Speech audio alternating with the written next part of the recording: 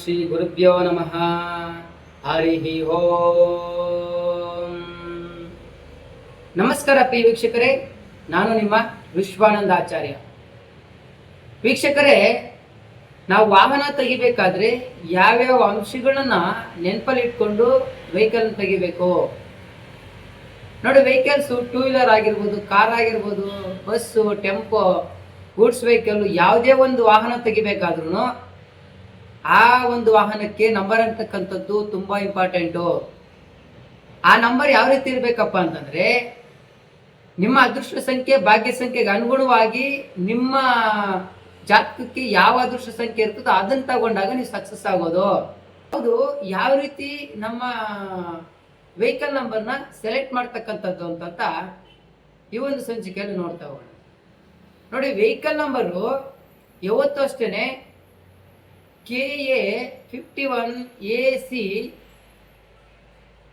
4673 ಈ ರೀತಿಯಾಗಿ ಪೂರ್ತಿ ನಂಬರ್ ಬರುತ್ತೆ. ಆ ಪೂರ್ತಿ ನಂಬರ್ನ ಮಾತ್ರ ಕನ್ಸಿಡರ್ ಮಾಡಬೇಕು. ಯಾಕಪ್ಪ ಅಂತಂದ್ರೆ ಕೆ ಅಂತಕ್ಕಂಥದ್ದು ಎ ಅಂತಕ್ಕಂಥದ್ದು ಏನ್ ನಂಬರ್ ಇದೆಯೋ, 26 ನಂಬರ್ಗಳು ಏನಿದೆ ನಮ್ಮ ಇಂಗ್ಲಿಷಲ್ಲಿ, ಆ ನಂಬರು ಸಹ ಅತ್ಯಗತ್ಯ. ಆ ನಂಬರನ್ನ ಕೂಡಿಸಿ ನಾವು ನಮ್ಮ ಅದೃಷ್ಟ ಸಂಖ್ಯೆನ ಪೂರ್ತಿಯಾಗಿ ಗಾಡಿ ನಂಬರ್ನ ನೋಡ್ಬೇಕಾಗ್ತದೆ.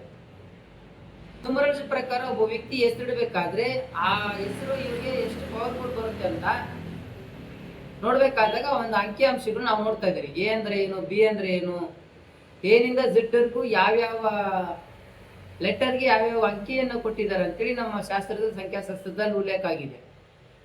ಇದನ್ನು ಕನ್ಸಿಡರ್ ಮಾಡಿಕೊಂಡು ನಾವು KA51AC 4673 ಅಂತಕ್ಕಂಥದ್ದು ಪೂರ್ತಿ ನಂಬರ್ನ ಕನ್ಸಿಡರ್ ಮಾಡಿ ನಾವು ವೆಹಿಕಲ್ ನಂಬರ್ನ ತಗೊಬೇಕಾಗ್ತದೆ.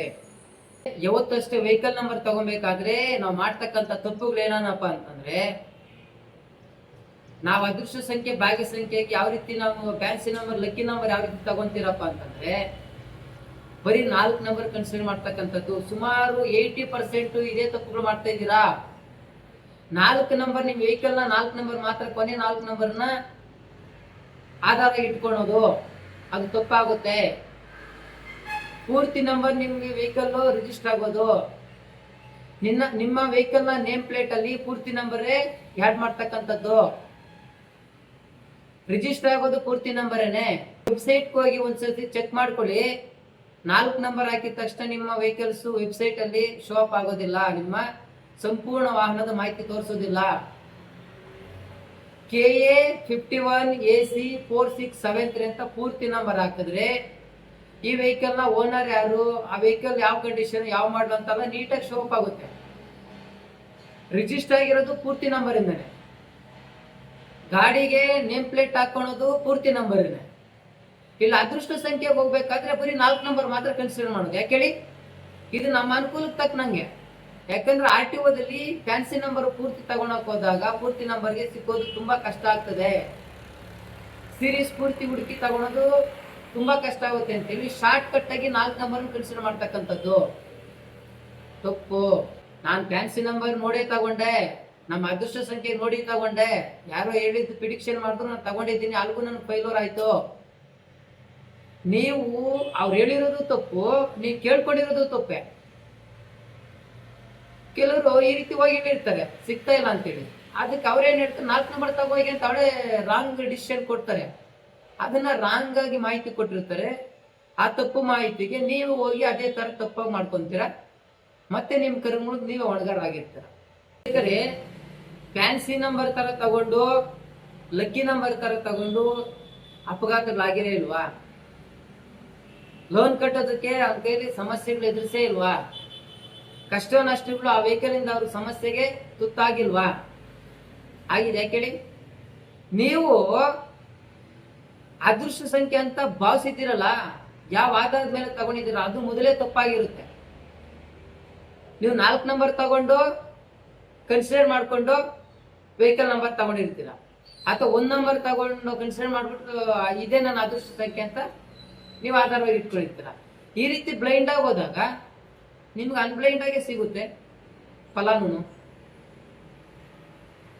ನಿಖರವಾಗಿ ಆಸ್ಟ್ರಾಲಜಿ ನ್ಯೂಮರಾಲಜಿಗೆ ನಿಮ್ಮ ಜಾತಕಕ್ಕೆ ಅದೃಷ್ಟ ಸಂಖ್ಯೆ ಭಾಗ್ಯ ಸಂಖ್ಯೆಗೆ ಅನುಗುಣವಾಗಿ ನಿಮ್ಗೆ ಯಾವ ವೆಹಿಕಲ್ ನಂಬರ್ ಆಗ್ಬರುತ್ತೆ ಅಂತ ಒಂದು ವೆಹಿಕಲ್ನ ಪೂರ್ಣ ಸಂಖ್ಯೆನ ಕೂಡಿ ಅದೇ ನಿಮ್ಮ ಅದೃಷ್ಟ ಸಂಖ್ಯೆ ಆಗಿದ್ರೆ ತಗೊಂಡಿದ್ದಾಗ ಫೈಲೂರ್ ಆಗೋದೇ ಇಲ್ಲ. ಆ ರೀತಿ ಏನಾದ್ರು ಫೈಲು ಆದ್ರೂ ನನ್ನೇ ಕೇಳಿ. ನೀವ್ ಹೇಳೋ ತರ ಏನಾದ್ರು ನಾವು ವೆಹಿಕಲ್ ತಗೊಬೇಕಾದ್ರೆ ಈ ಜನರಿಂದ ನಾವು ವೆಹಿಕಲ್ ತಗೊಳೋದಕ್ಕೆ ಆಗಲ್ಲ ಬಿಡಿ.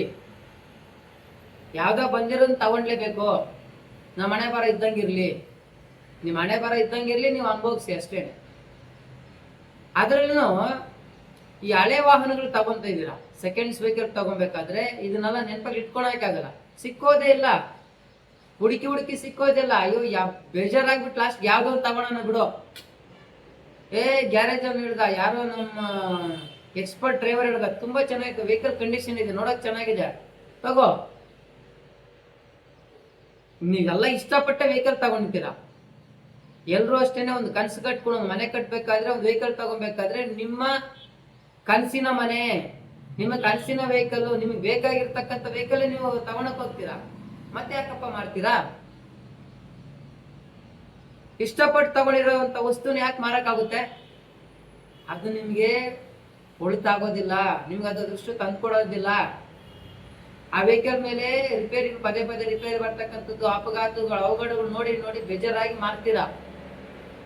ಆ ವ್ಯಕ್ತಿಗೆ ಅದು ಆಗ್ಬರಲ್ಲ ಅಂತೇಳಿ ಮಾರಿರ್ತಾನೆ, ಅವನ ಕರ್ಮ ಇವ್ನ ಹಂಚ್ಕೊಂಡ ಇವನು ಎತ್ಕೊಂಡು ಹೋಗ್ತಾನೆ, ಮತ್ತೆ ಇವನು ಕಷ್ಟ ಪಡ್ತಾನೆ, ಮತ್ತೆ ಸೇಲ್ ಮಾಡ್ತಾನೆ. ಈ ರೀತಿ ಸೇಲ್ ಮಾಡಿ ಮಾಡಿ ಮಾಡಿ ಮಾಡಿ ಲಾಸ್ಟಿಗೆ ಲಾಸೇ ಆಗ್ತೀರಾ. ಕೆಲವರು ವೆಹಿಕಲ್ಸ್ ಸರ್ವೇ ಸಾಮಾನ್ಯವಾಗಿ ವೆಹಿಕಲ್ಸ್ ಸೇಲ್ ಮಾಡ್ತಕ್ಕಂಥದ್ದೇ ಅವ್ರಿಗೆ ಆ ವೆಹಿಕಲ್ಸ್ ಇಂದ ಕಷ್ಟಗಳು, ನಷ್ಟಗಳು, ಅಪಘಾತಗಳು, ಮತ್ತೆ ಬೇರೆ ಏನೋ ಸಮಸ್ಯೆ ಇದ್ರೇನೆ ಫೈನಾನ್ಸ್ ಕಟ್ಟೋದಕ್ಕಾಗಲ್ಲ, ಲೋನ್ ತೀರ್ಸೋದಕ್ಕಾಗಲ್ಲ, ಅಥವಾ ರಿಪೇರಿಗಳು ದುಡ್ಡಿಡೋದಕ್ಕಾಗ್ತಿಲ್ಲ, ಮತ್ತೆ ಅವ್ರಿಗೆ ಆ ಬಿಸ್ನೆಸ್ ಆಗಲ್ಲ. ಎಸ್ಪೆಷಲಿ ಡ್ರೈವರ್ಸ್ ಪಾಪ ವೆಹಿಕಲ್ಸ್ ತಗೊಂಡು ಬಾಡಿಗೆಗೋಸ್ಕರ ಕಾಯ್ತಾ ಇರ್ತಾರೆ. ನಿಮ್ಮ ಅದೃಷ್ಟ ಸಂಖ್ಯೆ ಭಾಗ್ಯ ಸಂಖ್ಯೆ ಇದ್ದಿರಲ್ವ, ನಿಮ್ಗೆ ಅದೃಷ್ಟ ಹೇಳ್ಕೊಂಡಾಗ ಅದರಿಂದ ದುಡ್ಡು ಮಾಡೋಕ್ಕಾಗೋದು?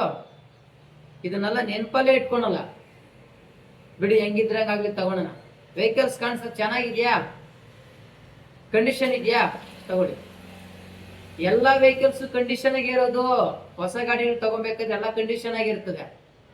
ಯಾಕೆ ಆ ರೀತಿ ಆಗುತ್ತೆ ಹೇಳಿ?